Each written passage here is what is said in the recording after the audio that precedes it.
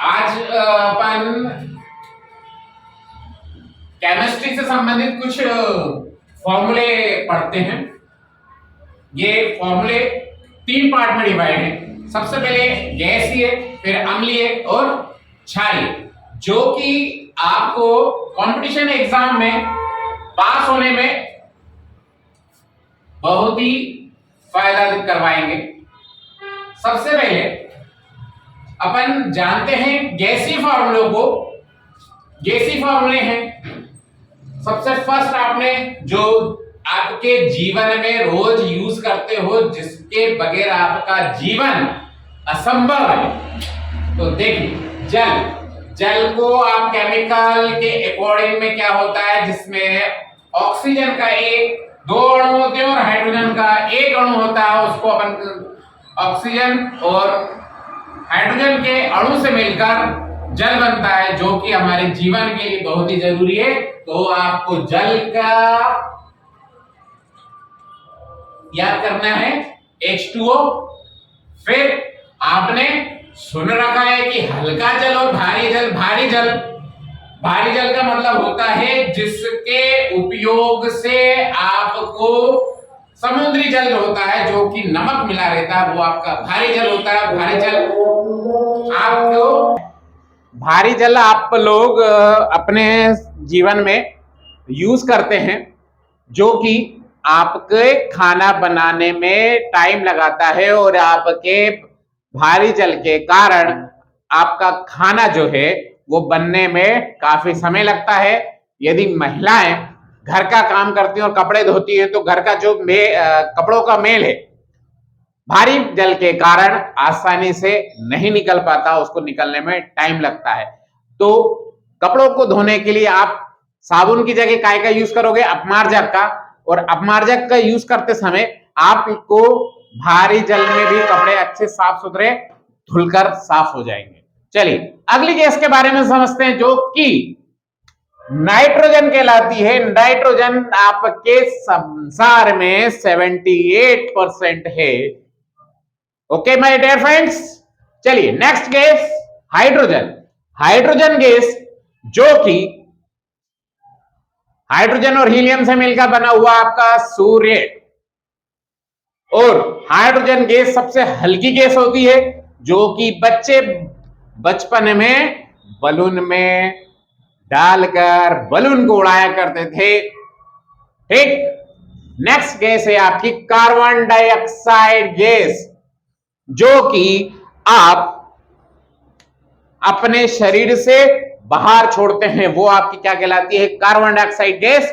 और oxygen gas को क्या करते हैं? अपन ग्रहण करते हैं। तो जो आप गैस ग्रहण कर रहे हैं, अपने शरीर में डाल रहे हैं, वो आपकी कहलाएगी CO2, ऑक्सीजन O2। और जो आप गैस छोड़ रहे हैं वो कहलाती है CO2। फिर थर्ड गैस है आपकी कार्बन मोनोऑक्साइड। कार्बन मोनोऑक्साइड, ये मोनो शब्द का मतलब होता है सिंगल, ऑक्साइड का होता है O, और कार्बन के लिए हो गया C। तो ये आपका क्या कहलाएगा? Carbon monoxide. फिर सल्फर डाइऑक्साइड से समझते हैं। सल्फर डाइऑक्साइड, डाई का मतलब हो गया यहां पर दो, ऑक्साइड का मतलब हो गया O, और सल्फर का मतलब हो गया S। तो ये आपका कहलाता है SO2। फिर नाइट्रोजन ऑक्साइड। नाइट्रोजन ऑक्साइड का सूत्र होता है NO2। फिर नाइट्रोजन मोनोऑक्साइड, मोनो से वही आपने ऊपर जो समझा था कि मोनो का मतलब होता है सिंगल, ऑक्साइड का मतलब होता है ऑक्सीजन। नाइट्रोजन के लिए अपन यूज करते हैं 7, और तीनों को यदि जोड़ देते हैं तो वो कहलाता है नाइट्रोजन मोनोऑक्साइड, यानी कि NO। फिर नाइट्रोजन ऑक्साइड, ऑक्साइड यानी कि 2, और नाइट्रोजन आपके बैलेंस हो गई N, तो N2O। फिर chlorine, chlorine gas Cl2। Hydrogen chloride, ये क्लोरीन के क्लोराइड का हो गया Cl, और हाइड्रोजन का हो गया H, और हाइड्रोजन क्लोराइड मिलकर बन गया आपका HCl। अमोनिया, अमोनिया होता है NH3, जिसमें हाइड्रोजन और नाइट्रोजन मिलकर बनाते हैं NH3। मैग्नीज डाइऑक्साइड, मैग्नीज के लिए आप लोग यूज करते हैं Mn, और डाई के लिए 2 यूज करते हैं, ऑक्साइड के लिए O यूज करते हैं, तो इसका सूत्र बन जाएगा MnO2। गैसेस के बाद अब आपको एसिड, अम्ल, अम्लिक गैसें हैं कुछ, जैसे हाइड्रोक्लोरिक अम्ल, हाइड्रोक्लोरिक अम्ल, क्लोरिक के लिए आपका ये Cl, हाइड्रो के लिए आपका H, तो इन दोनों से मिलके बन जाएगा HCl।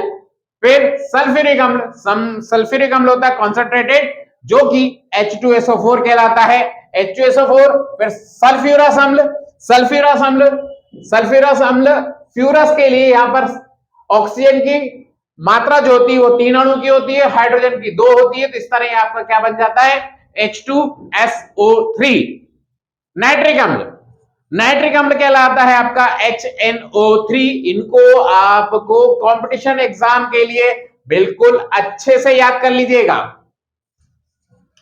Phosphoric acid H3PO4, carbonic acid H2CO3, carbon के लिए CO acid.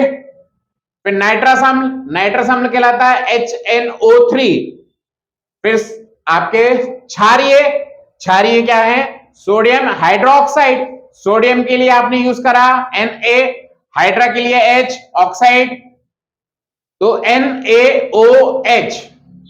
Potassium hydroxide, potassium का सूत्र होता है K, हाइड्रोक्साइड का आपने ऊपर पढ़ रखा है OH, तो 2 पोटेशियम और हाइड्रोक्साइड मिलके क्या बन जाएगा KOH। कैल्शियम हाइड्रोक्साइड, कैल्शियम आपने पढ़ रखा है Ca और हाइड्रोक्साइड OH, तो CaOH होल्टॉइस, ये आप क्षार पढ़ रहे हैं। फिर अगला संगमरमर कैल्शियम कार्बोनेट। आपने संगमरमर को तो आपने वास्तविक जीवन में देख रखा है, जिसको आप अपने घर के फर्श पर लगाते हैं, जो कि ठंड में कितना होता है ठंडा, पर आपको पता नहीं है कि वो ठंडा क्यों होता है। ठंडा काहे के लिए होता है, कैल्शियम CO3, उसका सूत्र होता है आणविक कैल्शियम कार्बोनेट। फिर चूने का पत्थर, चूने का पत्थर CaCO3, जो कि पुराने ग्रामीण क्षेत्रों में दीवारों को रंगने के लिए यूज किया जाता था, वो आपका कहलाता है CaCO3, जिसके कारण आपकी दीवारें सफेद जगमग जगमग करने लगती थी। चौक, चौक तो आप लोगों ने सभी ने बचपन में खाई हुई होंगी, ठीक है। चौक खाने से आपके शरीर में कैल्शियम की कमी जो होती है वो पूरी हो जाती है, और जिसको हम शिक्षक लोग बोर्ड पर लिखने का काम करते हैं, वही चौक का सूत्र आपने कभी ध्यान में नहीं लाए तो उसको भी याद कर लीजिएगा, CaCO3। फिर एल्कोहल, एल्कोहल का नाम सुनकर नए युवा पीढ़ियों के दिमाग में एक अलग ही अनुभूति छा जाती है, ठीक। एल्कोहल, एल्कोहल क्या होता है C2H5OH। फिर खाने का सोडा, अपनी माताएं बहनें घर पे जब खाना अच्छा बनाती हैं, आपने लोगों ने केक खाया होगा, केक का फुलने का कारण क्या होता है, खाने का सोडा। खाने के सोडे को आप लोग बोलते हैं सोडियम बाइकार्बोनेट NaHCO3। जब भी आप अपना बर्थडे मनाए तो आप याद रखिएगा कि केक स्पंजी किस कारण हुआ है, तो आपको याद हो जाएगा NaHCO3। फिर धोने का सोडा, जब आप अपने मम्मी से कपड़े धुलवाएं या कपड़े खुद धोने बैठेंगे तो आपको पता चलना चाहिए कि मेल किस कारण से छूट रहा है, तो उसको याद रखना क्या होता है Na2CO3, सोडियम बाइकार्बोनेट। फिर नीला धोता CaSO4। फिर बुझा चूना, बुझा चूना होता है CaOH होल्टॉइस। आप अपने शादी ब्याह में होठों को रंगने के लिए, जब आपके होठ लाल हो जाते हैं और अपनी कैल्शियम की पूरी हो जाती है, तो पान में आप बुझे चूने का उपयोग करते हो, जिसका सूत्र क्या है COOH होल्टॉइस। फिर लाफिंग गैस, लाफिंग गैस अर्थात समझ में आ रहा है आपको कि जिसका मतलब ही क्या है, हंसना। जिंदगी में जिसके हंसी और मुस्कुराहट कम हो गई है उसके लिए कृत्रिम गैस है लाफिंग गैस, नाइट्रस ऑक्साइड, इसको बोलते हैं N2O। फिर शुष्क बर्फ होती है CO2, शोरा ये आपके KNO3, हरा कशिश Fe2SO4 होल थ्राइस। आप जिसमें से एल्कोहल को जरूर याद कर लेना, चूने के पत्थर को आप जरूर याद कर लेना, सल्फ्यूरिक अम्ल को कर लेना, नाइट्रिक अम्ल को कर लेना, और सोडियम हाइड्रोक्साइड को तो जरूर कर लेना। मिलते हैं अगले वीडियो में।